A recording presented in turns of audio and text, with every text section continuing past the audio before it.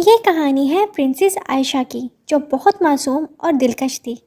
आयशा उस वक्त के बादशाह इब्राहिम की बेटी थी।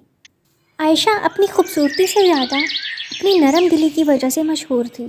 आयशा का महल वादी के बीचों बीच एक पहाड़ी पर बना था। महल के इर्द गिर्द एक बाग था जिसमें रंग बिरंगे फूल खिलते थे और एक चमकती झील थी। एक दिन गांव के कुछ गरीब लोग बादशाह के पास आए। बादशाह सलामत, मेरी बेटी की शादी है लेकिन मेरे पास पैसे की बहुत कमी है। हो सके तो आप मेरी कुछ मदद कर दें। बादशाह सलामत, आपको तो पता है मैं सब्जी उगाता हूँ और उनको बेचकर मैं अपना गुजारा करता हूँ, लेकिन इस बार बारिश ना होने की वजह से मेरी सारे खेत सूख गए हैं। घर में अनाज का दाना नहीं है, मेरी भी कुछ मदद कर दें। तुम लोग परेशान ना हो, तुम्हें अपनी बेटी की शादी के लिए जितनी रकम चाहिए होगी तुम्हें मिल जाएगी और मजहर तुम्हारे घर में अनाज पहुंच जाएगा, तुम बेफिक्र रहो। इस तरह गांव के बहुत से गरीब लोग अपने मसले बादशाह से बयान करते और बादशाह इब्राहिम जहां तक हो सकता लोगों की मदद करते। लेकिन इतने सारे मसलों को हल करना भी एक मुश्किल काम था। प्रिंसेस आयशा लोगों को परेशान देखकर बहुत उदास हो जाती। क्या हुआ बेटी, तुम इतना उदास क्यों हो? बाबा, मैं गांव के लोगों की गुर्बत को देखकर बहुत परेशान हूँ। क्या सब लोग अमीर नहीं हो सकते? मैं चाहती हूँ सब लोग खुश रहें और सब अपने दिल की ख्वाहिशें पूरी कर सकें। बेटी, तुम्हें ऐसा सोचते हुए देखकर मुझे बहुत खुशी हुई कि तुम लोगों की इतनी परवाह करती हो, लेकिन बेटा हम सब लोगों के मसले हल नहीं कर सकते। एक दिन महल में एक बूढ़ा आदमी आया। बेटी, मेरे घर में खाने को कुछ नहीं है। मैंने सुना है तुम बहुत रहमदिल हो, मेरी भी कुछ मदद कर दो। आयशा अपने मुलाजमों को कहकर कुछ अनाज के थैले उस बूढ़े आदमी को देती है। बेटी, तुम मुझे परेशान लग रही हो, क्या बात है? कुछ नहीं बाबा, मैं बस लोगों को खुश देखना चाहती हूँ। गांव के बहुत से लोग परेशान हैं, मैं सबकी मदद करना चाहती हूँ। मैं चाहती हूँ सब लोग खुश रहें। बेटी, तुम बहुत अच्छी सोच की मालिक और रहमदिल शहजादी हो सकता है तुम ये इम्तिहान पास कर पाओ। इम्तिहान? कैसा इम्तिहान बाबा? बेटी, जंगल में एक जादुई दरख्त है, लेकिन वहाँ तक पहुँच पाना बहुत मुश्किल है।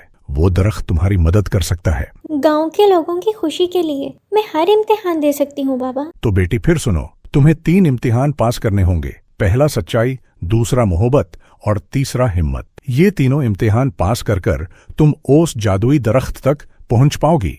ये कहकर वो बूढ़ा आदमी वहाँ से चला जाता है। मुझे गांव के लोगों की मदद करने के लिए उस जादुई दरख्त को ढूंढना ही पड़ेगा। ये सोचकर आयशा उस जादुई दरख्त की तलाश में जंगल की तरफ चली जाती है। रास्ते में एक जादुई दरवाज़ा आता है। ये दरवाज़ा कैसे खुलेगा? आयशा के ऐसे कहते ही वो दरवाज़ा बोलने लगता है। मैं सच्चे लोगों के लिए खुल जाता हूँ। अगर तुम मुझसे सच बोलोगी तो मैं खुल जाऊंगा। मैं यहाँ अपने गांव के लोगों की खुशी की खातिर आई हूँ। मेरा और कोई मकसद नहीं है। तुमने बिल्कुल सच कहा, तुम्हारे दिल में कोई लालच नहीं है। ये कहकर वो दरवाज़ा वहाँ से गायब हो गया और इस तरह आयशा ने अपना पहला इम्तिहान पास कर लिया। कुछ देर चलते आयशा ने देखा कि एक परिंदा मदद के लिए पुकार रहा है।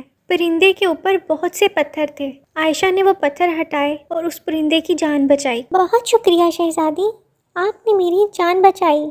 आपके दिल में मोहब्बत है। ये कहकर वो परिंदा उड़ गया। इस तरह शहजादी ने अपना दूसरा इम्तिहान भी पास कर लिया। जंगल में नदी के किनारे एक सांप शहजादी का रास्ता रोक लेता है। शहजादी बहुत हिम्मत से उस सांप का मुकाबला करती है और वो सांप वहाँ से भाग जाता है। इस तरह शहजादी अपने तीनों इम्तिहान पास कर लेती है। फिर शहजादी उस जादुई दरख्त के पास पहुँचती है। आप एक सच्ची मोहब्बत और हिम्मत वाली लड़की हैं। बताएं मैं आपकी क्या मदद कर सकता हूँ? मैं यहाँ अपने गांव के लोगों की खुशी की खातिर आई हूँ। मैं चाहती हूँ सब लोग खुश रहें। मैं सबको खुश देखना चाहती हूँ। आप फिक्र न करें शहजादी, आपका काम हो जाएगा। ऐसा कहते ही दरख्त में से एक जादुई रोशनी निकली जिसने पूरे गांव को महनूर कर दिया और हर तरफ खुशी ही खुशी फैल गई। लोग खुशी से महल में जमा हो गए और शहजादी आयशा का शुक्रिया अदा करने लगे। इस दिन के बाद से आयशा एक अजीम शहजादी बन गई। इस तरह की मज़ीद कहानियों के लिए हमारे चैनल लवली फैबल्स को लाइक एंड सब्सक्राइब करें। Thanks for watching.